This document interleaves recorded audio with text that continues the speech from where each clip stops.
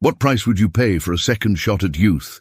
In the sun-scorched hills of Kentucky, where bourbon flows like the blood of the land and oak barrels age in silence, John Whitaker is about to learn that some betrayals cost more than an empire. After 30 years building a rock-solid marriage with Mary and turning Willow Creek Ranch into one of the region's most respected distilleries, it took only 3 weeks, and one woman from New York City with promises in her smile and ambition in her eyes, to unravel everything. When pride runs shallower than love, even the oldest oak can fall with the wind. This is the story of betrayal, downfall, and redemption under the southern sky, where land, like the heart, never forgets who truly belongs. The sun was just rising behind the Bluegrass Mountains when John Whitaker rode the fence line of Willow Creek Ranch. His worn leather boots knew every inch of that soil. 4 generations of Whitakers had bled, wept, and worked it. The morning dew clung to rows of bourbon corn and rye stretching to the horizon, glowing silver in the pale dawn light. 30 years married, and you still wake before the sun, a familiar, warm voice called from behind. Mary came walking up the dirt path, holding a steaming mug of coffee in hands toughened by decades of labor. Her cotton shawl fluttered gently in the breeze. Though time had etched her face, her eyes still shone with the same quiet fire that had drawn John to her all those years ago. "The land doesn't wait, darling. You know that better than anyone," he replied, accepting the mug with a smile. They stood side by side in silence, surveying their little empire. The main house, with its faded red clapboard and wraparound porch, stood tall at the center of the property. Around it the barns, the small batch bourbon distillery that had won awards across the state, and the modest homes of the workers who stood by them through storms and droughts. "Old Man Cooper says this year's crop might be the best in a long while," Mary said as they strolled back toward the house. "Lord willing," John nodded, crossing himself more out of habit than faith. At the porch step stood Jacoby, their longtime foreman, holding an envelope and looking uneasy. "Morning, sir, ma'am. This came by special courier from the city." John frowned. Letters from big cities like New York rarely meant anything good for folks like them. He opened the envelope, his face tightening as he read. "What is it, John?" Mary asked, instantly alert. "Someone named Vanessa Rivers says she's a businesswoman from the city, interested in the ranch for some sort of regional development project," he muttered, the last words tinged with distrust. "She's coming tomorrow. And that worries you?" "Wouldn't be the first vulture from up north trying to buy out land cheap. We don't need outsiders meddling here," John growled, crumpling the letter. "This land stays in the family." Neither of them knew it yet, but that letter marked the beginning of the end of the life they'd built. As they stepped inside for breakfast, the porch rocker swayed gently in the wind, as if to warn them something dangerous was coming. That night Mary found John going through old deeds and property files. "What are you looking for, old man?" "Just making sure everything's in order before that woman gets here," he said, without glancing up. "John." She sat across from him and took his hands. "Is there something you're not telling me?" A shadow flickered across the rancher's face. "Nothing, sweetheart. Go get some rest. Tomorrow's going to be long." But as Mary left, John pulled out a faded document with an official seal from the back of the drawer. He stared at it for a long moment, then slipped it into his pocket. Some secrets stay buried too long, and the wrong stranger can dig them up. The next morning there was a strange tension in the air. Mary had the house staff clean every corner, as if the president himself were coming. She hated the idea of entertaining a stranger, but her Kentucky pride wouldn't allow even a speck of dust to greet the visitor. "You're sure going through a lot of trouble for someone you'd rather not see," John teased, buttoning up his best shirt. "Dignity's not something we give away," she answered. "Let her know we're simple, not stupid." 30 years, and you still surprise me," he murmured, kissing her forehead. The growl of a luxury engine shattered the quiet of Willow Creek just after noon. A sleek, black car kicked up a cloud of dust as it rolled to a stop in front of the main house. Out stepped a figure straight from the pages of a high-end lifestyle magazine. Vanessa Rivers, clad in a cream power suit and heels worth more than a month's profits from the distillery, walked confidently toward the porch. Her black hair framed a face carved for persuasion. She looked barely 30, but her eyes told another story, one of ambition sharpened over time. "Mr. and Mrs. Whitaker, it's such a pleasure to finally meet you," she said, offering a manicured hand with a polished, practiced smile. Her accent had the polished edges of someone educated abroad. "Welcome to Willow Creek, Miss Rivers," John replied, tipping his hat with a gentleman's grace Mary couldn't ignore. "Come on in. You must be tired from the trip," Mary said, her voice polite but cool. "We've got fresh lemonade." As they toured the house, Vanessa's gaze slid across every corner like she was appraising an asset. Her compliments sounded sweet, but were laced with hidden meaning. "What a quaint place. With a proper renovation, this could be truly stunning." "This ranch doesn't need to become anything else," Mary replied evenly. "It's been home to the Whitakers for generations." Vanessa gave a knowing smile, like a teacher humoring a child. "Your land has potential you can't even imagine," she said, turning to John. "Luxury tourism craves these kinds of authentic experiences." At lunch, which Mary had made with all her best southern recipes, fried chicken, corn pudding, fresh biscuits, Vanessa shared tales of her business triumphs in Miami and the Hamptons, where she'd turned dead properties into multi-million-dollar resorts. "The key is blending the old with the new, Mr. Whitaker," she said, savoring the meal like it was part of a sales pitch. "Your land could be worth 10 times more in the right hands." Mary sat in silence, watching as her husband leaned forward slightly, drawn in. She had seen that look before, but never when he was talking to another woman. Later, Jacoby brought the horses for a ride around the property.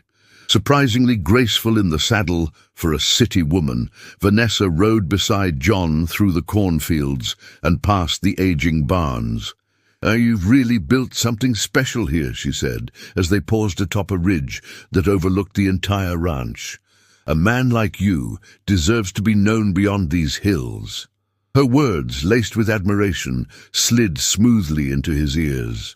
At 55, compliments had become rare, especially from young, elegant women. As they returned, Mary watched from the porch as Vanessa leaned in just a little too close. "I have a proposal I can only discuss with you," she whispered, slipping a card into his hand. It had the name of a high-end hotel in town. "Business that could change this land's future, and yours." That night in her hotel room, Vanessa laid out blueprints and documents across her bed. Copies of old deeds, a financial report on debts tied to John's late father, debts long thought settled but now resurfaced through found paperwork. "Too easy," she murmured, grinning as she marked an X on her calendar. "The old cowboy doesn't know what's coming." "It's just business, Mary," John said the next morning, adjusting his Stetson in front of the mirror. Mary sat on the edge of the bed, watching her husband with a blend of worry and frustration. It was the 3rd time that week he was heading to town to discuss proposals with Vanessa Rivers. "Business that can't be handled here at home," she replied, not even trying to hide the bitterness in her voice. "Business that requires your Sunday best like it's Easter morning?" John turned toward her, irritation and guilt tugging at his expression. "What are you implying, Mary? I've run this ranch for 3 decades. I know a good opportunity when I see one." "I'm not questioning your business sense," she said, rising and facing him with quiet dignity. "I'm questioning whether you see what that woman is really after." Silence filled the room like a thundercloud. Finally, John snatched up his truck keys with a sharp motion. "You're imagining things. I'm too old to be seduced by a pretty face." "It's not your mind I'm worried about, John." Their argument was interrupted by a knock on the screen door. It was Lucille, Mary's closest friend and Jacoby's wife, holding a basket of fresh cheese as a pretext, though both women knew she came chasing the latest town gossip. After John left, the 2 women sat together on the porch. "I saw them yesterday at the cafe by the courthouse," Lucille said. No need to clarify who them meant. Laughing like kids on prom night. Mary kept her composure, though her fingers fidgeted with the edge of her apron. John says she's interested in investing in the distillery. That woman didn't come for bourbon or land, Mary, Lucille said softly, taking her friend's hands. She came for your husband. That evening, unable to silence her doubts, Mary went to the old church on the hill. Father Joseph, who had known the Whitakers for 20 years, welcomed her into the confessional. I'm afraid, Father, Mary whispered after baring her heart. Afraid of losing him after all these years, after everything we've built. Marriage is like a garden, child. It needs constant tending or it withers. I've tended it every day for 30 years, Mary said, her voice cracking, but I couldn't give him one thing he always wanted. The silence that followed weighed heavy with truth. God never gave me children, she continued, finally letting out a secret she had carried alone for decades. Maybe now he's looking for what I never could give, a second chance, a real family. Your worth isn't measured by the children you didn't have, the priest replied with firm compassion. It's measured by the love you gave. If John can't see that, it's his blindness, not yours. When Mary returned to the ranch, she found John in his study, papers strewn across his desk. His face was tight, the worry lines deeper than ever. Where have you been? We need to talk, he said, barely looking up. I went to church. Vanessa made an offer for the Northern Acres, he said abruptly. She wants to build a boutique hotel. Says we'd run it together. Together? Mary repeated, the word like a slap. She's a business partner. That's all. Look me in the eye and say that's all, Mary challenged. For the first time in 3 decades, John couldn't meet her gaze. That night, they lay in bed back to back, the silence between them wider than the mattress. The cracks in their marriage, like the worn wood of the porch steps, were no longer something either of them could ignore. The golden evening sun washed over the Kentucky hills as Vanessa and John rode along the edges of the property. She'd insisted on seeing every acre of Willow Creek, claiming a desire to understand the land, but it was clear her attention was fixed on something else entirely. This stretch here, east side, has the richest soil for our rye, John explained proudly. My grandfather used to say it's got magic in it. That's why our bourbon always wins blue ribbons. Vanessa listened with well-practiced interest, easing her horse closer to his. She wore a hand-stitched linen blouse she'd picked up in town, a carefully chosen touch to seem more connected to John's world.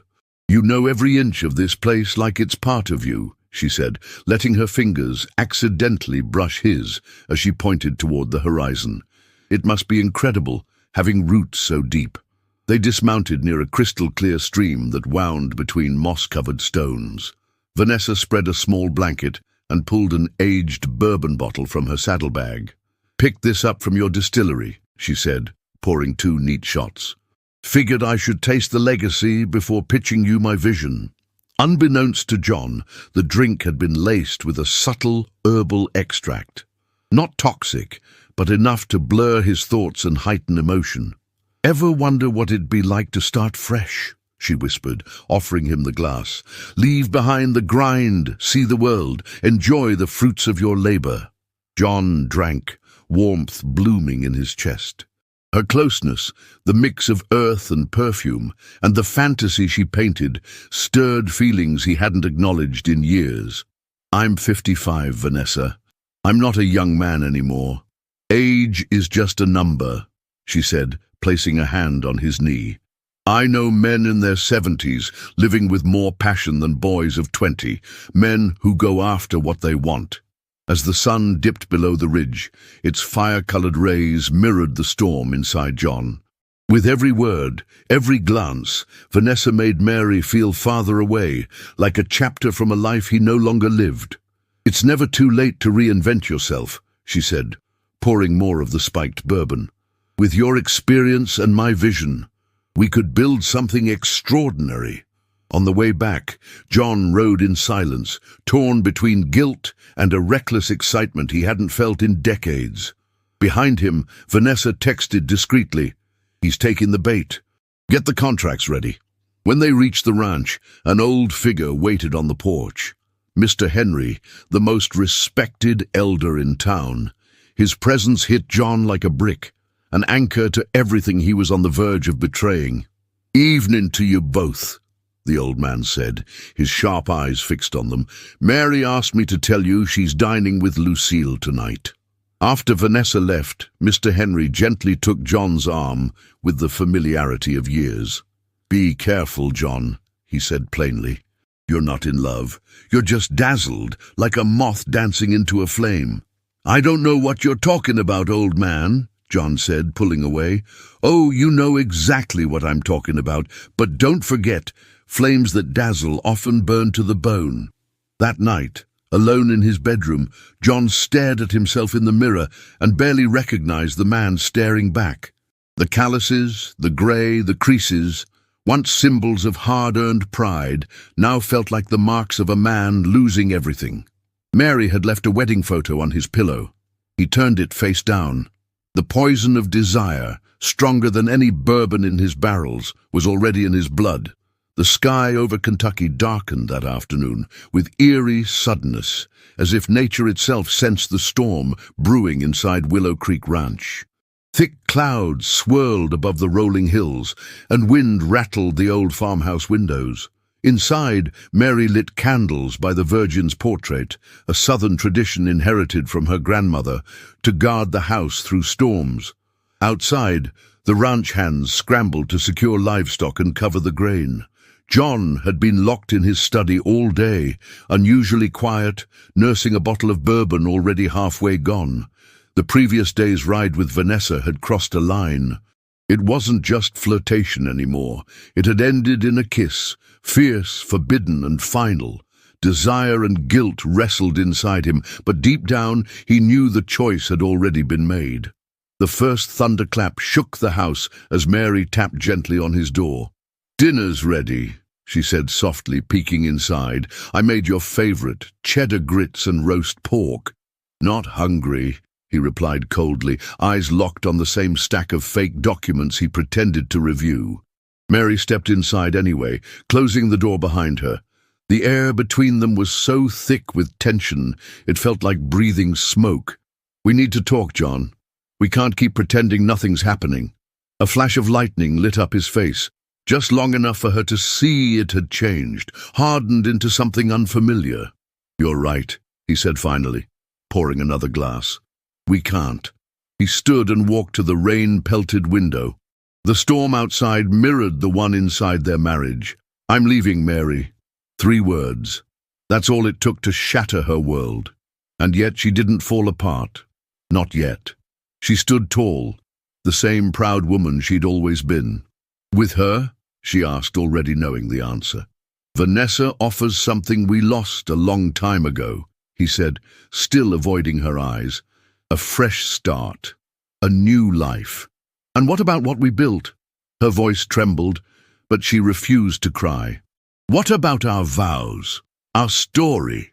John turned, and his face held a coldness she'd never seen before. "I don't feel anything for you anymore," he said bluntly. "Vanessa makes me feel alive again. A man, not a relic shackled to fading traditions." It hit like a slap. Mary stumbled back, gripping the chair for balance.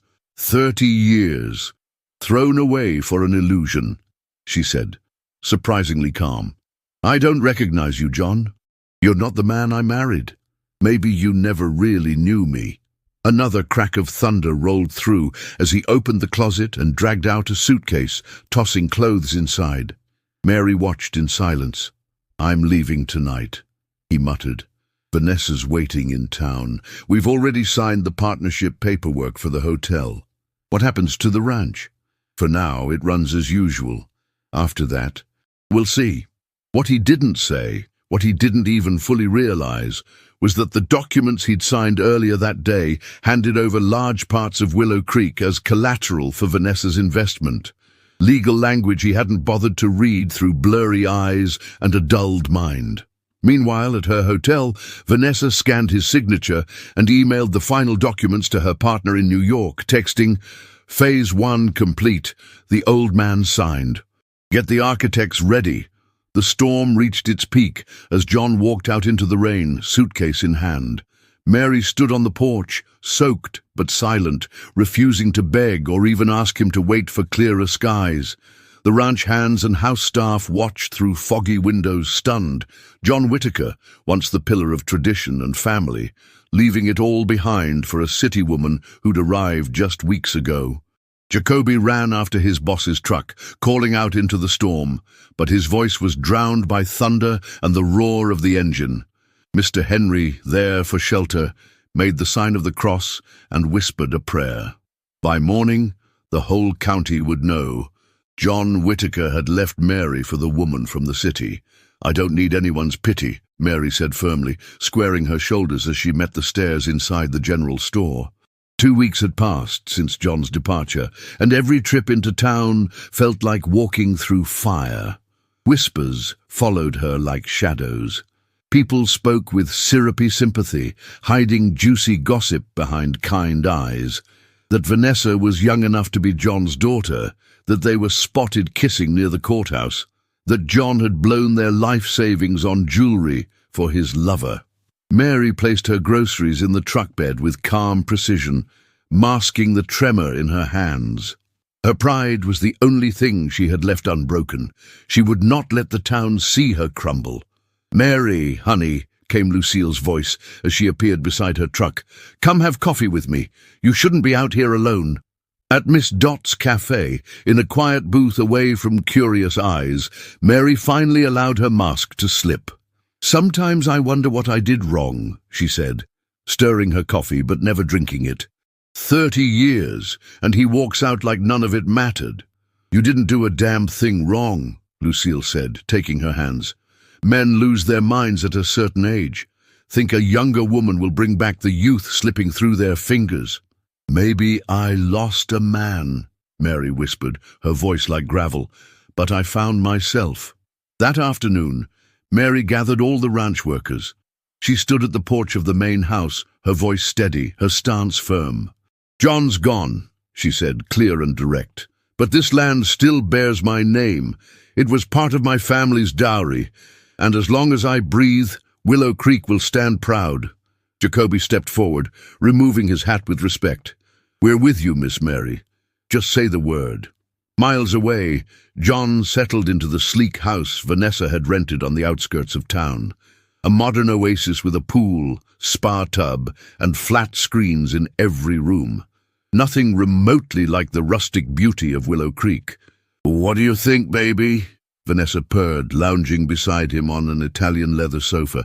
"Isn't this better than a life full of dirt and sweat?"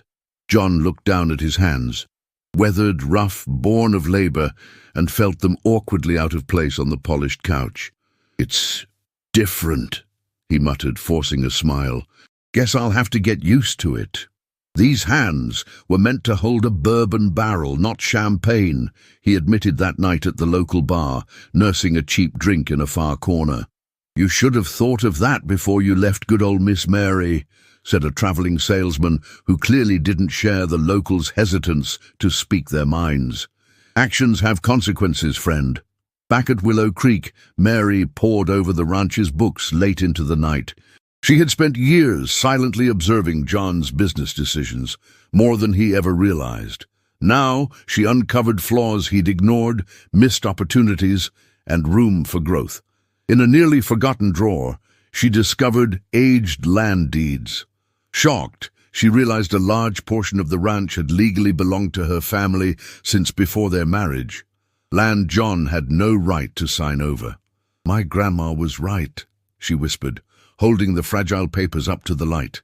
"A woman should always have something that's hers alone." That night, under the same Kentucky sky, two souls stared up at the stars. Mary from the ranch porch, strength flickering in her eyes. John from the cold balcony of his luxury cage, bourbon in hand, and regret seeping through every breath. Both alone, but only one of them was starting to find their way back home. Dawn broke over the Kentucky hills, painting Willow Creek in gold and lavender. But John Whitaker wasn't at the ranch to see it. He stood on the balcony of the sleek, soulless house Vanessa had rented, staring at the ridgeline where his family's land used to greet him each morning. Another week had passed, and the shine of his new life had dulled to a cold, metallic grey. Vanessa was always on the phone now. Business calls she never explained and ended abruptly whenever he got too close. That morning, hoping to reconnect, John brewed fresh coffee and walked toward the door of the room Vanessa used as her office. The door was slightly ajar. Her voice floated out, low and careless. "The old rancher has no clue," she laughed to someone on the other end. "Still walking around like a teenage boy with a crush. Once the resort plans are finalized, we'll have full control. The investors are already drooling over the design." John froze. The tray in his hands began to tremble, and the coffee cups clinked together like wind chimes in a storm. "I'll call you back," Vanessa said quickly. "I think I'm being watched." She opened the door and met his stunned gaze. Gone was the charm, the admiration. Her eyes now looked at him like a used tool. "Eavesdropping, John? How very unrefined of you." "What resort?" he demanded, placing the tray down with a hard thud. "What blueprints? What investors?" Vanessa sighed as if explaining to a child. "I was going to tell you eventually," she said, gliding to her desk. "You weren't ready to hear it." "Tell me what?" "That Willow Creek is going to become Kentucky's most exclusive resort. Willow Springs Resort and Spa," she said brightly, unrolling glossy architectural drawings. "Your family home will be the welcome center. The distillery will be transformed into a wellness spa. The cornfields? A golf course." John stared, horrified, his life, his legacy reduced to a vacation package. "And the workers, the ranch hands." She waved her hand dismissively. "We'll replace them. The guests won't care about authenticity if they get 5-star service." Rage erupted in John. He swiped the blueprints off the table, sending them flying. "I will not let you destroy Willow Creek. That land is my life." Vanessa's expression sharpened. The mask of charm vanished. "You think I care about you?" She laughed cruelly. "You were just the key to the door. A gullible, washed-up rancher with something I wanted." Every word was a dagger. He thought of Mary, of Jacoby, of the land, and finally of the papers he'd signed after too many spiked drinks. "You tricked me." "No," she said smoothly, gathering the documents. "You signed. That makes it legal." Then a voice cut through the tension, calm, cold, authoritative. "What the hell's going on here?" John turned.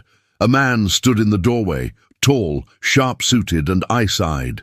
"Ricardo," Vanessa said, clearly shaken. "You weren't supposed to be back yet." John's stomach sank. "This is my husband," she said with a smirk. "Ricardo Hale, co-founder of Blue Ridge Development, and you, John, were just step one." Ricardo offered a handshake John didn't take. "Pleasure. You must be the pawn my wife's been using." The truth crashed down like a falling barn beam. Not only had he betrayed Mary, he'd been played from the start. "This was all a con," John whispered. "We prefer to call it a hostile acquisition," Ricardo said, adjusting his cufflinks. "Nothing personal, just business." Donnie's Tavern had never been quieter than when John Whitaker walked in that night. The jukebox was off. Conversations died mid-sentence. A few patrons turned their heads and stared. Others looked away, uncomfortable. John, disheveled, unshaven, walked to the bar like a ghost. "Bourbon," he said, placing a few coins on the counter. Donnie poured the drink without a word, but his eyes, usually friendly, were filled with reproach. Behind him a voice snarled, "You don't deserve to call yourself a man." John turned. It was Tom Baxter, his former foreman, now a bitter drunk. His eyes burned with whiskey and anger. "I don't remember asking for your opinion," John muttered. "You didn't have to. You shamed yourself. You left a good woman for a snake in heels, and you sold out the land your family built." Around them, murmurs of agreement rippled through the bar. The judgment in the air was thicker than smoke. "Cool it, Tom," Donnie warned. "Not in my place." "Let him talk," John said, finishing the bourbon in one gulp. "He's right." Silence settled like dust. Then he ordered another. Hours passed. Most of the crowd cleared out. Only John and an old man remained, Mr. Henry, who hadn't said a word since arriving. "The proud fall hardest," he said, accepting a glass Donny placed in front of him. "I came to drink until I forget who I am," John muttered. Henry shook his head. "A man's strength isn't measured by never falling. It's measured by how he rises again." "How do I rise from this?" John's voice cracked. "I lost Mary. The ranch is at risk. And everyone I've ever known thinks I'm a fool." "You lost it all because of pride. You'll only get it back with humility," the old man said simply. "Mary's heart is wounded, but she still has one. And the land knows who really belongs to it." Just then, a group of loud tourists burst in, laughing, speaking with crisp northern accents. One of them shouted to his friends, "You guys hear about the new spa they're building? Willow something. Supposed to be fancy as hell." John's jaw clenched. So it was already spreading. Vanessa and Ricardo were shopping the idea to investors, as if Willow Creek were theirs to take. But something in Henry's voice had stirred something deep inside him. He staggered out into the night, the cold air slapping his face like truth. He didn't know how he got there, but before he realized, his feet had carried him down the road toward the hills. The ranch lights glowed in the distance like a memory refusing to fade. A pickup slowed beside him. Jacoby leaned out the window. "Mr. Whitaker, you need a ride?" "Take me home, Jacoby," John said, his voice nearly breaking. "Please, take me home." Jacoby hesitated. "Willow Creek isn't your home anymore, sir. Not the way it used to be." "What do you mean?" "Miss Mary's taken over. She's improved the distillery, hired a new agricultural consultant, and she's launching an ecotourism project, little cabins for visitors to experience ranch life. The first group arrives next week." John blinked, stunned. Jacoby continued, proud. "Turns out Miss Mary had ideas. Just needed a chance to lead. And the ranch, it's thriving." John stood there in the dust, realizing the size of the hole he'd dug. He hadn't just betrayed his wife. He'd underestimated her for decades. "Would you take me to see her, Jacoby? I need to talk to her." "Not tonight," the foreman said. "She's had a long day. Maybe tomorrow." As Jacoby drove off, John stayed behind on the dark road. And for the first time since childhood, he wept. Not just for the pain he'd caused, but for the hope that maybe, just maybe, he could still find a way back. The morning sun cast a golden glow over Willow Creek Ranch as John Whitaker stood at the front gate, freshly shaved, wearing his best shirt and clutching his worn hat. His hands trembled, not from age or cold, but from something he hadn't felt in a long time. Humility. He knocked on the door that used to be his without thinking.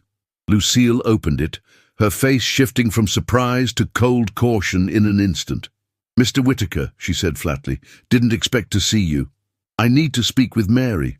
Please." She hesitated, measuring him. "She's busy, working with the architects on the cabins." "I'll wait," he said simply. "As long as it takes."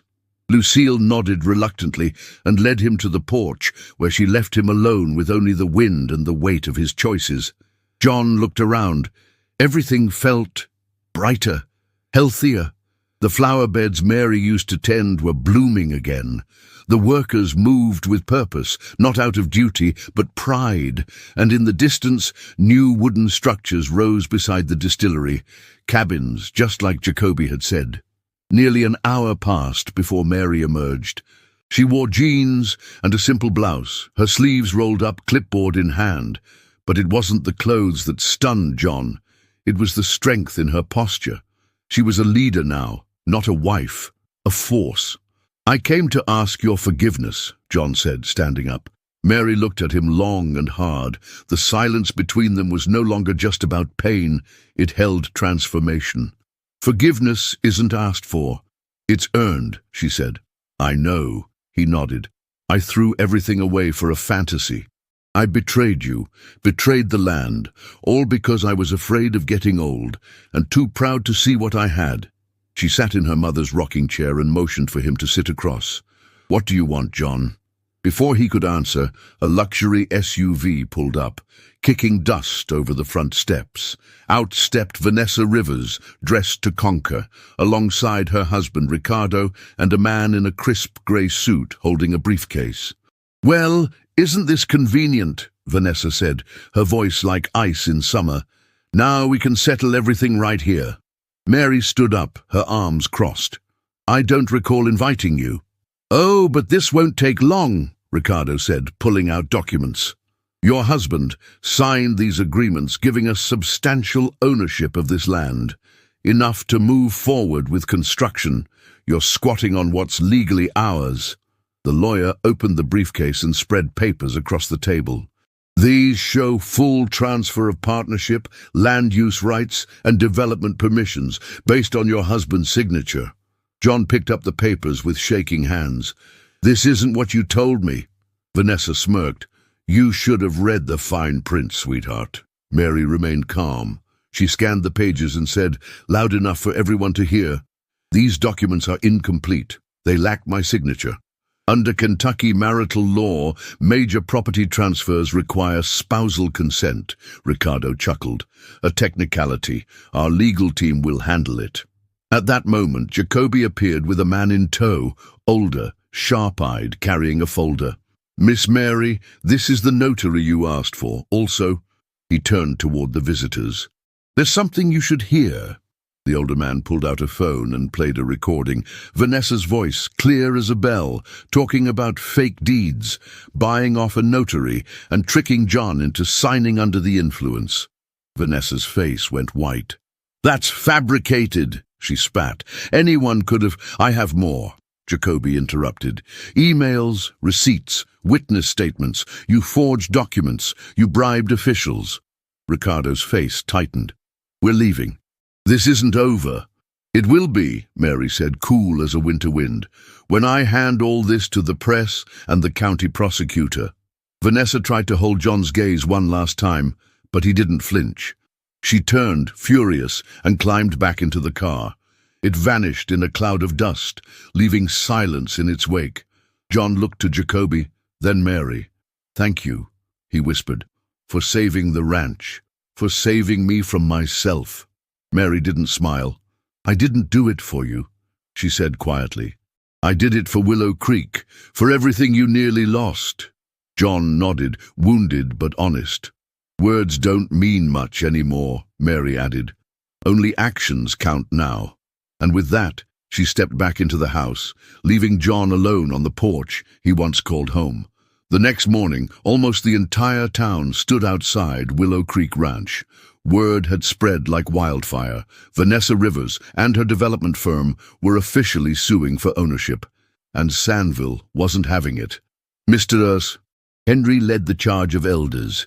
Lucille had rallied the ranch wives. Father Joseph prayed beside a circle of townsfolk. Even the mayor came, concerned about the economic and cultural blow the resort could deal to the region. On the porch, Mary stood tall, poised but visibly moved by the sea of support. Beside her stood John, close but not too close. He watched with quiet remorse as the community rallied around her in a way they never had for him. "You've earned more respect in a month than I did in 30 years, he said under his breath. "This isn't about me," Mary replied. "It's about the land, something you forgot when dollar signs danced in your head." A government car rolled up. Out stepped Judge Meredith Owens, known across Kentucky for her no-nonsense attitude and hatred of shady land deals. She entered the main house and examined every document. Her face was unreadable. "These contracts hold legal weight," she said.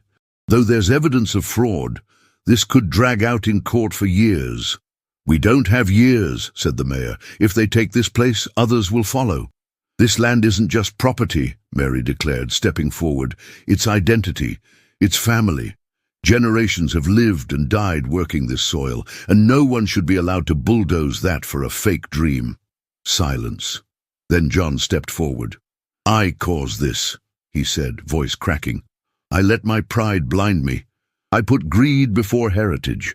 If there's a way to fix this, I'll do it. I'll sell everything I have to fight them." Judge Owens looked at him, moved, but still skeptical. Then came a voice none expected. "That won't be necessary," said a frail woman, stepping from a car. It was Granny Rose, Mary's 102-year-old grandmother, thought too old to leave her bed. She held a rusted metal tube and a steel resolve in her eyes. "Mary, bring the cedar chest," she whispered.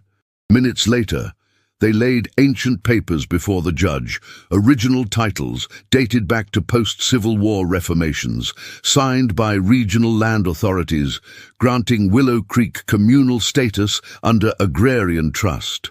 "These are original deeds," the judge murmured, "filed before modern zoning laws. This land is in a protected trust. Neither of you," she said, looking at John and Ricardo, "could have sold it. Not without consent from every family that's worked it." The air shifted. Murmurs of relief spread. Vanessa and Ricardo, when informed, threatened legal retaliation, but knew they were beat. Public scandal loomed. Investors would flee. Vanessa's final words spat with venom. "Enjoy your little victory, John. You've won back dirt and a woman who doesn't love you." They sped off, and the town erupted in cheers. Mary announced the ecotourism project would move forward, open to all families of the ranch. "Our future," she said, "will be built by our hands, not sold to the highest bidder." That night, under the silver moonlight, John found her by the cornfields. "Thank you," he said, keeping his distance.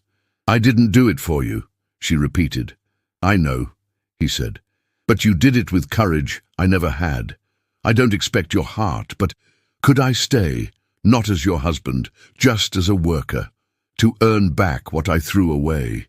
Mary looked at him, searching for the truth in his voice. "Willow Creek has always been a place for second chances," she said after a pause. "The gates are open for those who come in honesty." They walked back to the house in silence. Not together, not apart, just two souls who had shared a life, now walking separate paths on shared soil. In the fields, the wind stirred the corn, its roots deep, strong, enduring, just like the land, and maybe, just maybe, like the love that once grew there.